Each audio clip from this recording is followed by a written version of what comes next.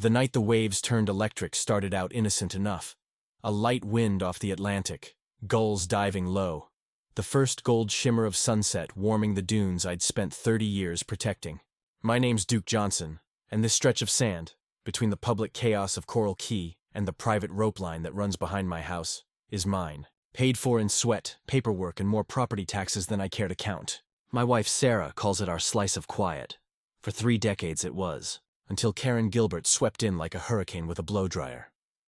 She came to Coral Key with perfect teeth, a fake tan the color of burnt orange, and a voice that could blister paint. Within a year, she'd talked herself into the presidency of the Homeowners Association and declared herself guardian of the community's aesthetic integrity. That meant my mailbox color, the angle of my porch light, and apparently, as I later learned, my beach. Karen believed rules were optional when she wrote them. It began with a glossy flyer fluttering against my door. The Coral Key Summer Kickoff Glow Gala. Neon fonts, bad clip art, and one big problem. The address printed at the bottom was mine. I marched across the street to her columned palace that blocked 3 yards of sunset from everyone behind it.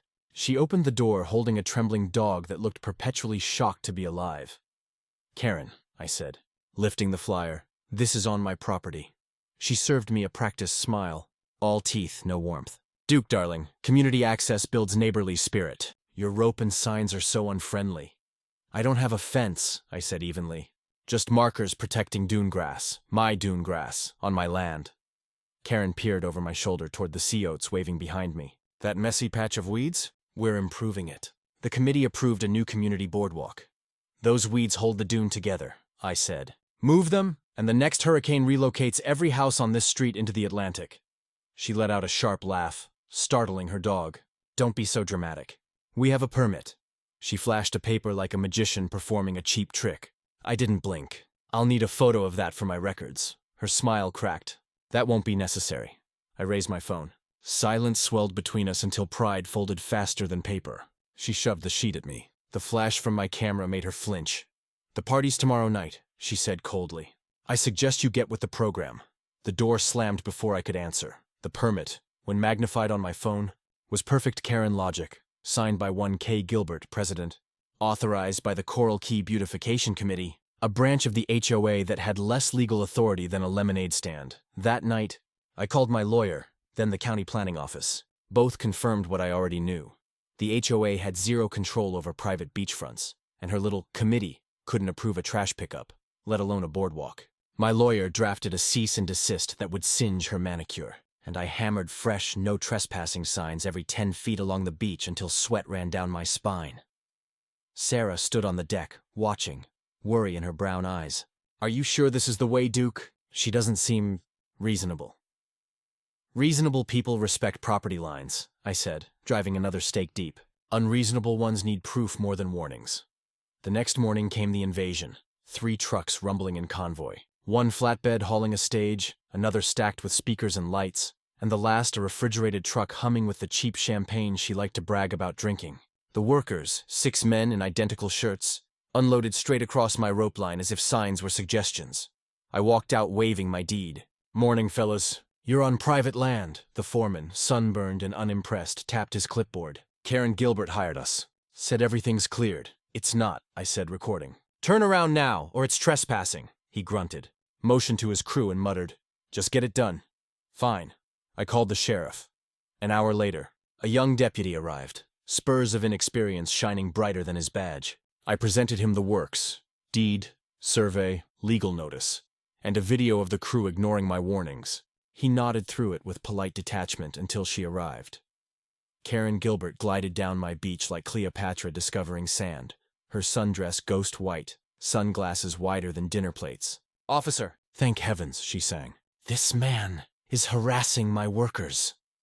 The deputy straightened, as if gravity depended on her approval.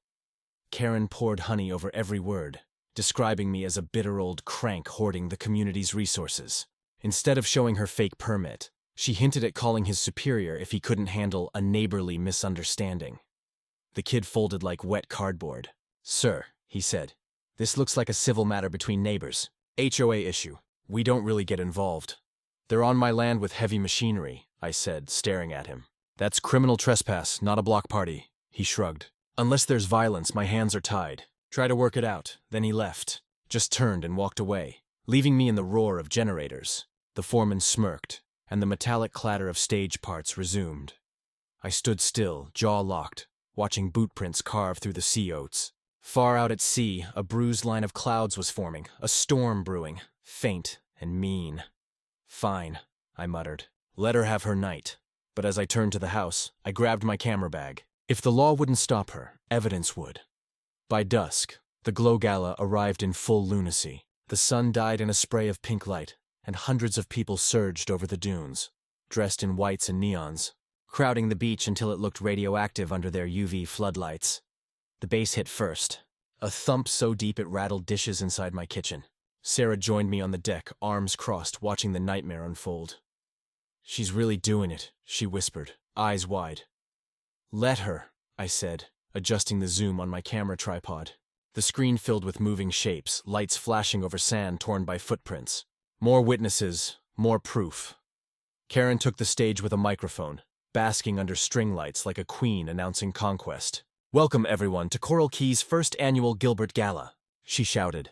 Applause swallowed the night. Not once did she mention my property. She called it our community beach. Sarah squeezed my arm. How can she just take it? Because she thinks she can, I said quietly. And when she finds out she can't, she'll fall harder. Hours passed. I filmed everything. Every empty bottle dropped, every drunk dance, every footprint tramp stamped into the dune grass where turtles nested each year. Anger cooled into focus, precision. I felt less like a victim and more like a documentarian capturing the slow self-destruction of entitlement. At 9 p.m., my uncle Mitch, a retired surveyor, called. His voice buzzed through the phone over the pulse of music echoing into the receiver. Heard you've got a squatter problem. You could say that, I said, panning the lens across the mess below. She printed a fake permit and decided it made her queen of the coast. Mitch chuckled, voice dry as sandpaper. All hat, no cattle. You still got your old survey markers in place? The originals, iron rods, 30 years old? Good. Then remember something, Duke, he said, tone suddenly serious. Moving a survey stake in this state is a felony, not trespass. Boundary tampering. If she touches your lines, she's done. I lowered the camera, scanning the perimeter through binoculars. Workers were still unloading gear. One, guided by Karen herself, was prying at the corner post with a shovel. My gut tightened. Mitch's voice echoed in my ear. A felony. Music thundered. Dancers shrieked with laughter, oblivious. Out beyond the breakers, the storm clouds thickened, lightning flickering deep within their bellies. On my screen, the lens found Karen's gleaming smile as she waved her champagne glass toward the crowd, shouting, "To community freedom!" And in that moment, standing on my deck with the ocean rumbling beyond the dunes, I knew two truths. Tonight would change everything. And when it was over, I'd have every frame to prove it. Their faces painted with glow-in-the-dark paint. They looked like ghosts at a rave. The wind was picking up now, whipping Sarah's hair across her face. The dark line of clouds I'd seen earlier was no longer on the horizon. It was here. Those dark clouds finally broke. 1 minute, the DJ was shouting something about getting the party started. The next, the sky opened up. It wasn't just rain. It was a solid wall of water driven by a wind that howled like a hungry animal. The music cut out with a screech. A bolt of lightning lit up the scene in a brilliant, terrifying flash, followed a heartbeat later by a crack of thunder that shook the house. Then darkness. The main power grid for the whole key had gone out. Emergency floodlights on the stage flickered on a gas generator. The crowd, which had been a happy dancing mob, turned into a panicked herd. People were screaming, slipping in the wet sand, trying to find their way back to the access road. It was chaos, and Karen, our fearless leader, was nowhere to be seen. Her voice was gone from the microphone. She'd vanished. From the safety of my deck, I switched my camera to night vision mode. The green, ghostly images were surreal. The crowd wasn't moving away from my house. They were moving toward it, toward the dunes.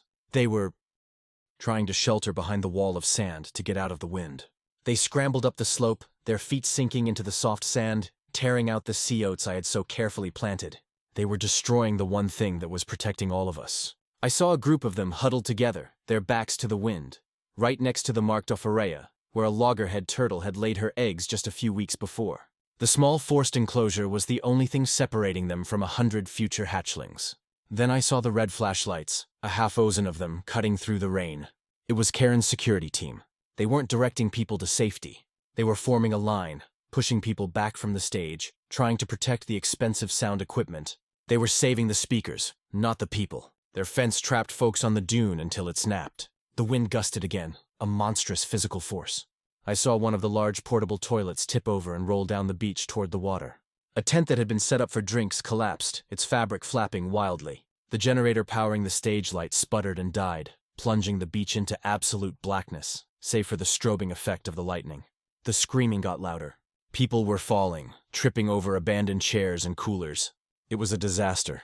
A completely predictable man-made disaster orchestrated by one woman's ego. And in the middle of it all, I saw a new light source. A large industrial machine near the stage. Something I hadn't paid much attention to before flickered to life. It must have had its own battery. A built-in UPS kept the pump alive. It was a foam machine, a huge one. And as I watched in horror, it began to spew a thick white river of foam into the wind and the rain, directly toward the panicked crowd and the turtle nest. The foam wasn't light and fluffy like in the movies. It was heavy, wet, and slick, driven by the gale force winds. It spread across the sand in a thick, creeping blanket. I saw people slip and fall in it, disappearing for a moment before struggling back to their feet, covered in the stuff. The night vision view on my camera made it look like an alien invasion. The foam was sliding up the face of the dune, a silent white tide of chemicals. It flowed right over the small roped-off square that protected the turtle nest. The crowd, disoriented by the dark and the storm, and now the foam surged again. They trampled right through the enclosure, their feet sinking into the spot where the eggs were buried. The wooden stakes snapped. The warning signs were flattened. They had no idea what they were doing. They were just scared animals seeking high ground. I ran down the steps from my deck, shouting into the wind, but my voice was lost. I had to do something. I grabbed a powerful flashlight from my workshop and sprinted toward the nest. I pushed through the stragglers, people soaked and shivering, their faces streaked with glowing paint and foam. "Get back!" I yelled. "Get off the dune!" A few looked at me, their eyes wide and empty, before turning away and continuing their stumbling retreat. I reached the nest. It was a mess. The ground was churned up, a soup of sand and foam.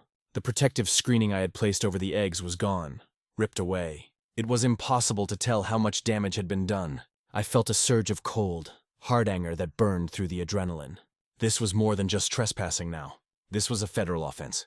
Harming a sea turtle nest is a big deal. Karen Gilbert hadn't just thrown a party. She had committed crime against nature on my property. Her security team finally seemed to notice me. Two big guys in black raincoats came jogging over, their red flashlights bouncing. "Hey, you get out of here," one of them yelled. He was built like a refrigerator and had a face like a clenched fist. "This is my property," I said, shining my own bright white light in his eyes. He flinched. "Miss Gilbert said to clear the area." I laughed, a harsh, humorless sound. "Miss Gilbert is the one who caused this. You tell her that her party just destroyed a protected sea turtle nest. You tell her, I have it all on camera." The man's partner grabbed his arm. "Let's just go. This is a mess. We're not paid enough for this." They backed away, their red lights retreating into the chaos. The storm was already starting to ease up, the rain lessening to a steady downpour. The worst of it had passed. The crowd was thinning out, a trail of defeated, foamy zombies making their way off my beach. I stood there in the rain, my camera still recording, my light fixed on the ruin nest. The party was over, but the real storm, the one I was about to bring down on Karen Gilbert, was just getting started. As the last of the party guests vanished into the night, a new set of lights appeared at the public access point. The slow, sweeping blue and red of a sheriff's patrol car. It wasn't the same young deputy from before. This was a senior deputy from a different shift. This one parked and got out. An older man with a weary look on his face. He surveyed the scene, the overturned tables, the abandoned equipment, the sea of foam, and shook his head. Karen intercepted him before he could take 2 steps onto the sand. She had materialized from somewhere near the stage, looking surprisingly put together, though her white dress was splattered with mud. I stayed back near the boardwalk, keeping my distance, but keeping the camera rolling, zoomed in as tight as it would go. Even in the dim light, with the rain still falling, Thellens was good enough to make out details. I watched as Karen talked to the deputy, her hands moving in dramatic, sweeping gestures.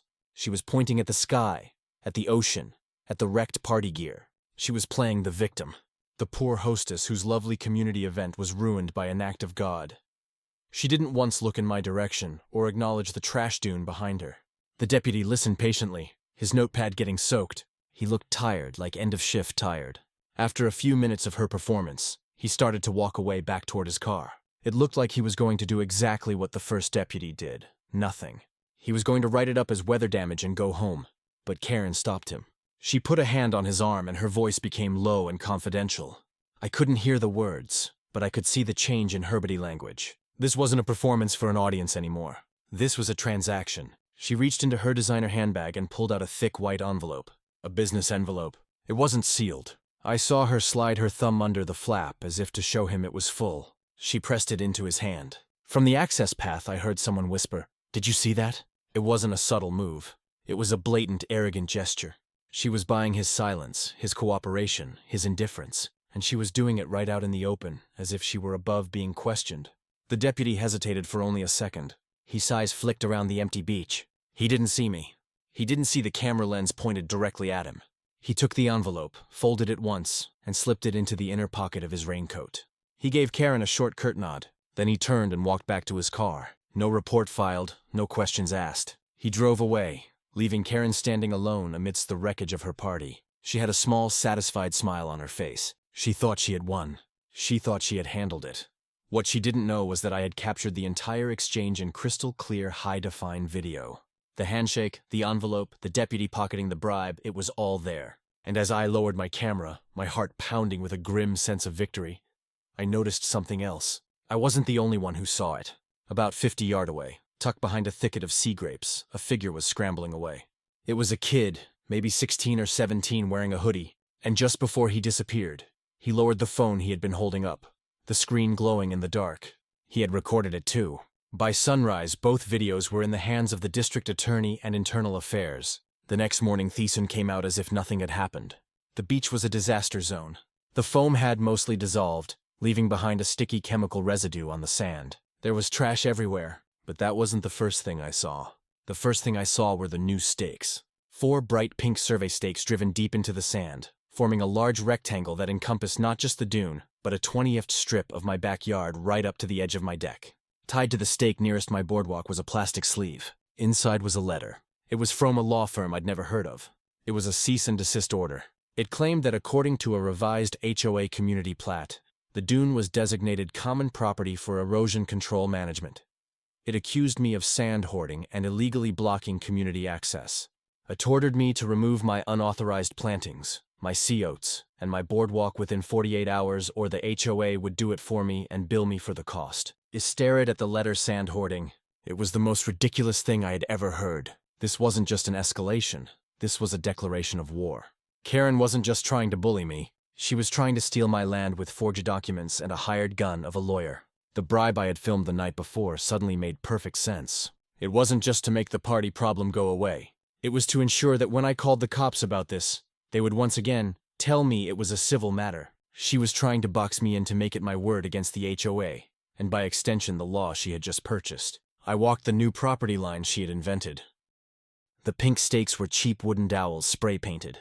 They weren't official survey markers, but they were a powerful symbol. They were a line in the sand, and she had just dared me to cross it. I looked up at my house where Sarah was watching from the window, her face pale with worry. I thought about the ruined turtle nest. I thought about the bribe, and I thought about the kid with the phone. I had my proof. Now I had to figure out how to use it because Karen Gilbert was coming from my home and I was going to be ready for her. The first step was to not play her game. Her game was loud, messy, and public. My game would be quiet, precise, and legal. I called my lawyer, a sharp woman named Maria, and forwarded her the video of the bribe and photos of the new stakes and the ridiculous letter. "Sand hoarding?" she asked, a note of disbelief in her voice. "That's a new one." "Okay, Duke, don't touch the stakes. Don't talk to Karen. Don't do anything. Just keep documenting. I'll handle the legal side." While she started drafting responses, I started my own project. If Karen wanted to claim the land up to my deck was public, then I would treat it as such with all the annoyances that implied. I went to the hardware store. I came back with 3 high-powered motion-activated floodlights. I mounted them on the corners of my deck, aimed directly at the new fake property line. The first time Karen's landscaping crew, 2 guys with shovels who looked more like bouncers, stepped over the pink stakes, the lights blasted on, turning night into day. They froze like startled deer. They tried to work, but the intense glare made it impossible. They left after 10 minutes. It was a small victory, but it felt good. Next came the drone. I bought a good one with a high-resolution camera, and most importantly, a loudspeaker attachment. I sat on my deck with a cup of coffee and recorded a few messages. You are currently trespassing on private property. Please return to the public access area. This is your only warning. The message was delivered in a calm, robotic voice. The next time Karen herself strode onto the sand to inspect their stolen territory, I sent the drone up. It hovered about 20 ft above her head. You are currently trespassing, the robot voice boomed. She looked up, her face a perfect mask of outrage. She swatted at the drone like it was a giant mosquito. I made it follow her, repeating the message every 10 seconds until she finally retreated, shouting threats over her shoulder. Isaved the video file, labeling it Karen vs. Drone Round 1. My wife Sarah logged for the first time in days. You're a menace, Duke Johnson, she said, shaking her head. A well-documented menace, I corrected her. The sprinklers were the masterstroke. I already had an irrigation system for the small patch of lawn I kept behind the house. I went back to the hardware store and bought another 50 ft of hose and 3 oscillating sprinkler heads. I laid them out carefully, right along my true property line. The new stakes were well within their range. Karen had scheduled a board meeting and strategy session on the beach, complete with catered sandwiches and a big whiteboard. She and her 3 loyal board members set up their little camp right in the sand she claimed was hers. My lawyer had advised me that watering my own property was perfectly legal. My sprinkler system was on a timer. I just happened to set that timer to go off at exactly 2 p.m., the scheduled start time of their meeting. The first spray of water arced gracefully through the air and landed directly on their tray of artisanal paninis. The second soaked the whiteboard, causing the marker to run in sad blue streaks. Karen shrieked. Her cronies scrambled to save their paperwork. It was beautiful, petty, and entirely within my rights. I called it coastal irrigation. Karen called it sabotage. I filmed the whole thing, of course. But Karen wasn't just about petty tactics. She was reckless. The following Monday, I was woken up by a sound that made my blood run cold. The deep guttural rumble of a diesel engine. I ran to the window. It was a bulldozer. A small one, but a bulldozer nonetheless. It was parked at the edge of my property, its metal treads digging into the sand. A man in a hard hat was talking to Karen, who was pointing emphatically at my dune. She was going to do it. She was actually going to plow down the dune. I grabbed my camera and ran outside, dialing 911 as I went. There is a bulldozer about to illegally excavate a protected coastal dune on my property. I told the dispatcher, my voice tight with controlled fury. I stood in front of the machine, my phone recording, my body blocking its path. The operator looked at me, then at Karen. He shrugged and shut off the engine. He wasn't getting paid enough to be an accessory to a felony. Karen marched over to me, her face twisted with rage. Get out of the way, Duke. This is HOA property. We are building an emergency access ramp. This is my property, Karen, and you have a forge permit, which makes this illegal excavation. The police are on their way. So is the Florida Department of Environmental Protection. I called them too. Her face went pale under her tan. The words environmental protection were like a magic spell. They were the one authority she couldn't bribe or bully. The bulldozer operator climbed down from his cab. I'm out of here, he said. You can work this out. My company's not getting involved in this. He got in his truck and left. Karen stood there speechless for once as the sound of a distant siren grew closer. Local PD environmental officers were en route by phone. She had overplayed her hand. She had brought a bulldozer to a paperwork fight, and I had a mountain of paperwork and video that said she was about to lose badly. While the police were taking my statement about the bulldozer, my phone buzzed. It was a call from an unknown number. I almost ignored it, but something told me to answer. Is this Duke Johnson? A nervous, ready voice asked. I said it was. My name is Brenda. I work at the county clerk's office in the permitting department. You sent us an inquiry about a permit for coastal construction at your address. My pulse quickened. Yes, I did. There was a pause, and I could hear the rustle of papers. Mr. Johnson, she said, her voice dropping lower. I've been doing this job for 25 years. I know a real permit when I see one. The photo you sent us, it's not just invalid. It's one of the worst forgeries I've ever seen. My lawyer had suspected as much, but hearing it from the source was different. It was another piece of solid, undeniable proof. Can you tell me what's wrong with it? I asked, keeping my voice even. Where do I start? Brenda sighed. First, the permit number you photographed, PC 112345, doesn't exist in our system. It's not the right format. Ours have more letters and numbers. Second, the signature at the bottom is for our county commissioner, but it's misspelled. They spelled his name Thompson with a P, which is wrong. Third, and this is my favorite part, the entire document is typed in Comic Sans. She said the words Comic Sans with the deep and abiding contempt only a career office administrator could muster. Mr. Johnson, the county of Coral Key has never in its entire history issued an official legal document in a font designed for children's birthday party invitations. This thing is a joke. I could have hugged her through the phone. This was it. The smoking gun. The fake permit was the foundation of Karen's entire argument, and it was a foundation made of sand. "Brenda," I said, "would you be willing to sign an affidavit to that effect?"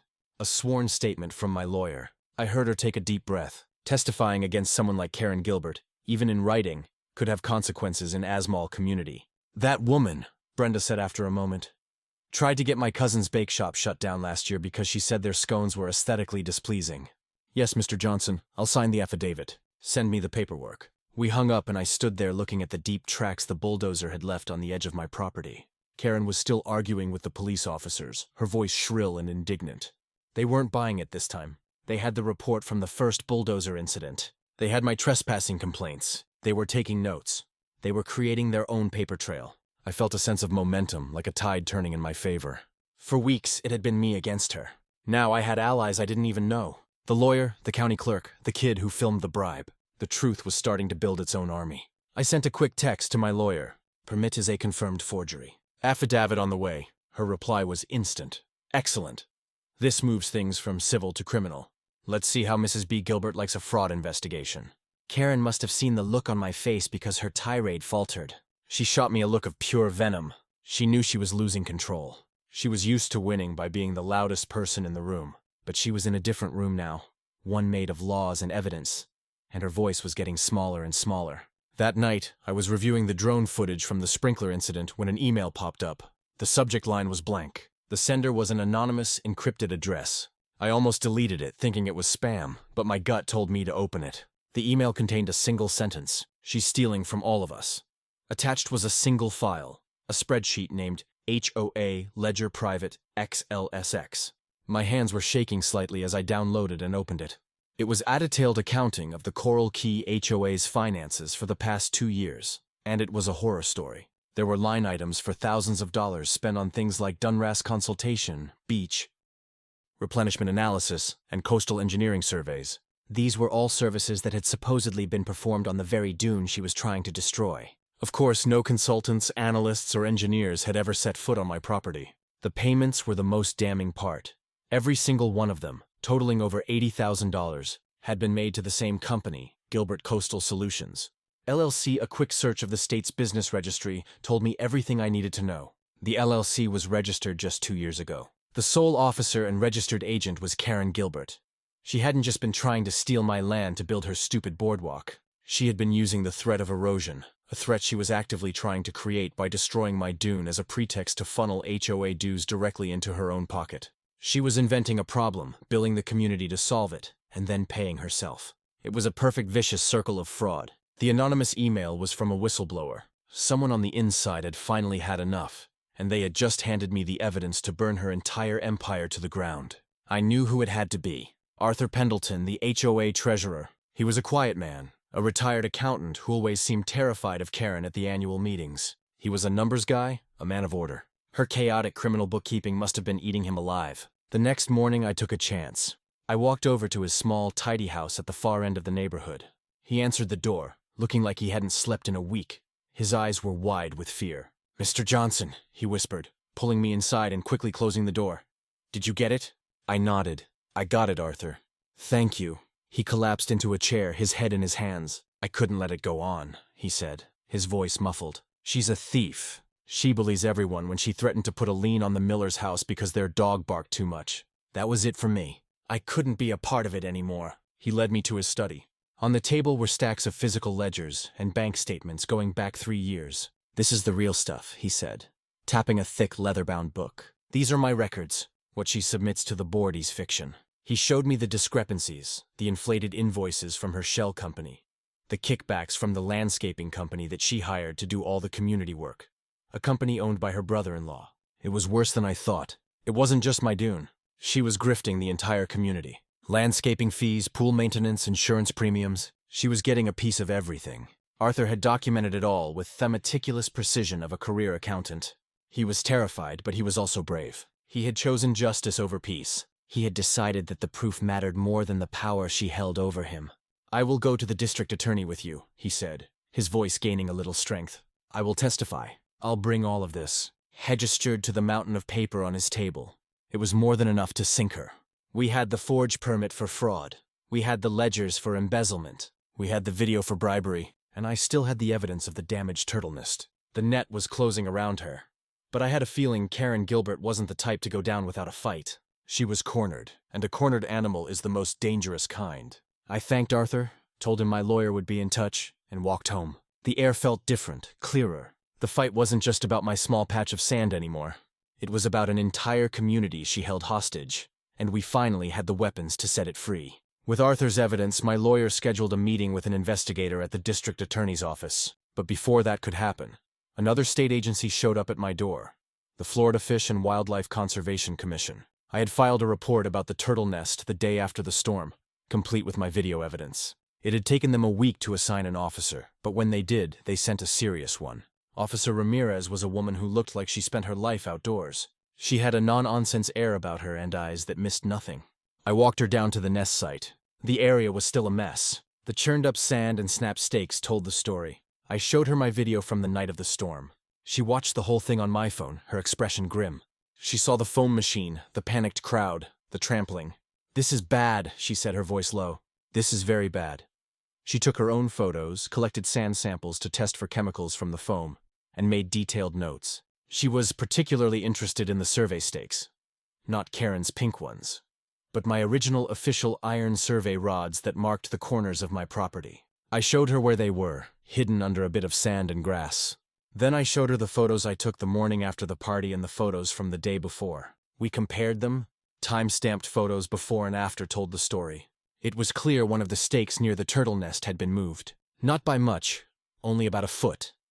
But it had been deliberately pulled up and moved inward toward my house. It was an attempt to subtly alter the property line to make it seem like the turtle nest was not on my land, but on the public beach. It was tampering with evidence. It was a felony. "Your friend, Mr. Mitch, was right," Ramirez said, looking up from her measurements. "Moving a survey marker is a serious offense, especially when it's done to conceal another crime, like harassing endangered wildlife." Karen hadn't just tried to steal my land. She had tried to frame the ocean for it. As Officer Ramirez was finishing her inspection, Karen showed up. Of course, she did. She must have had a neighborhood watch of gossips who reported my every move. She wasn't alone. She had two of her bulky landscapers with her. They stood behind her, arms crossed, trying to look intimidating. "What is going on here?" she demanded, marching right up to the yellow tape Ramirez had put around Dennis' site. "This is a state investigation, ma'am," Ramirez said calmly, not even looking up from her clipboard.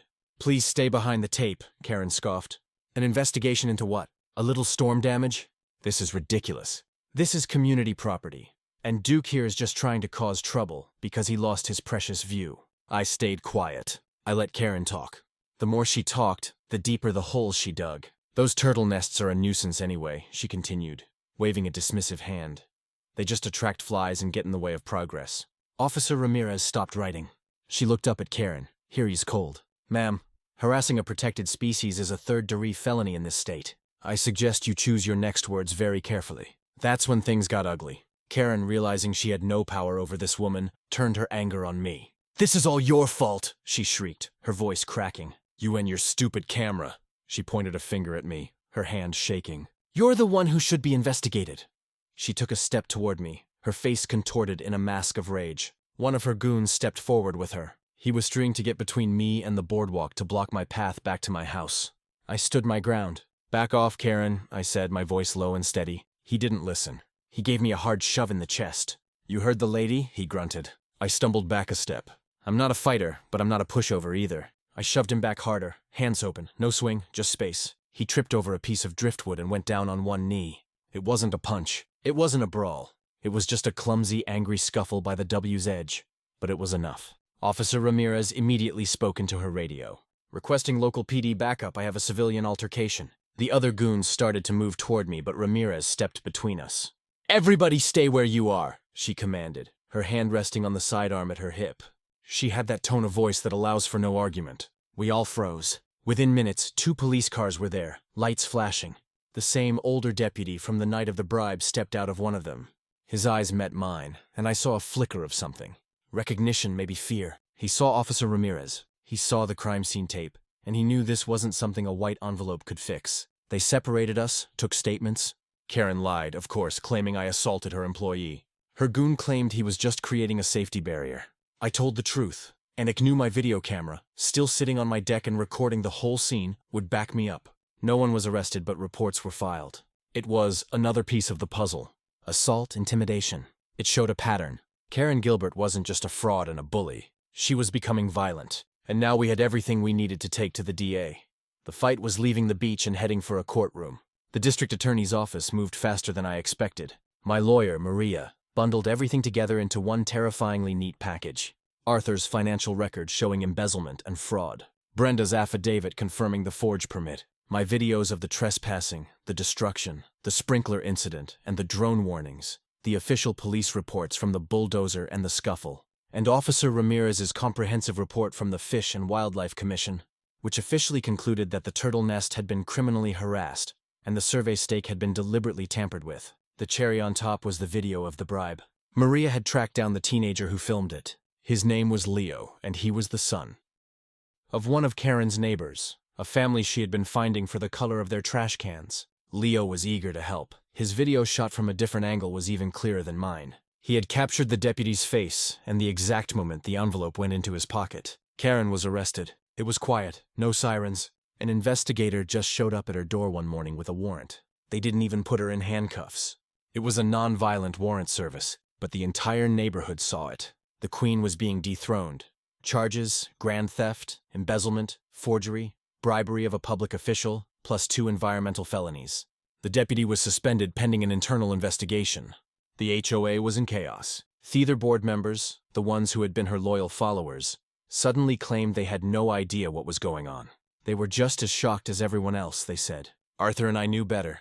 We saw them scuttling away like crabs when the tide goes out. Karen, of course, hired the most expensive lawyer in the state.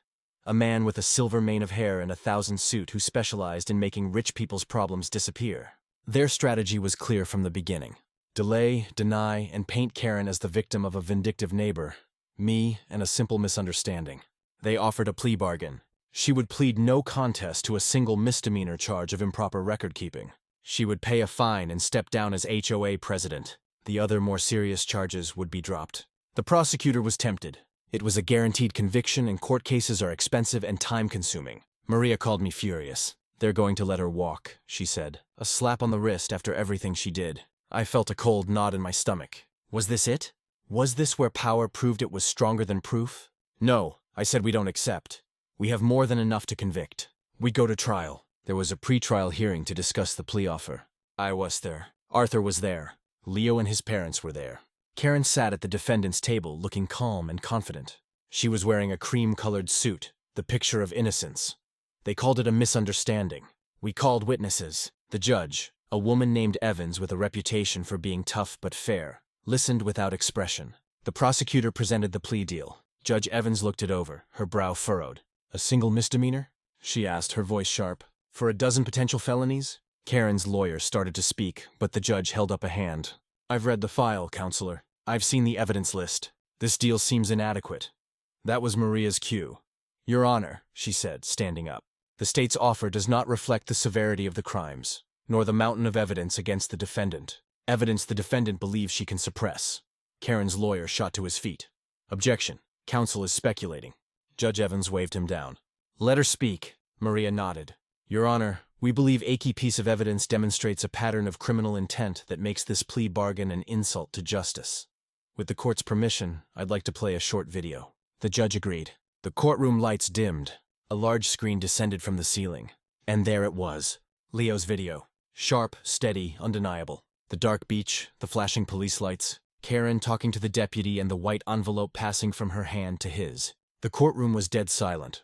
I saw the deputy, who was sitting in the back row, sink lower in his seat. Karen's face, projected 10 ft high, was a mask of arrogant confidence. Then the envelope appeared. The Karen on the screen smiled her triumphant little smile. The Karen in the courtroom turned the color of ash. The video ended. The lights came up. Judge Evans stared at Karen, her face like stone. She looked at the prosecutor. Were you aware of this particular piece of evidence when you made this plea offer? The prosecutor, looking flustered, admitted he had only received it that morning.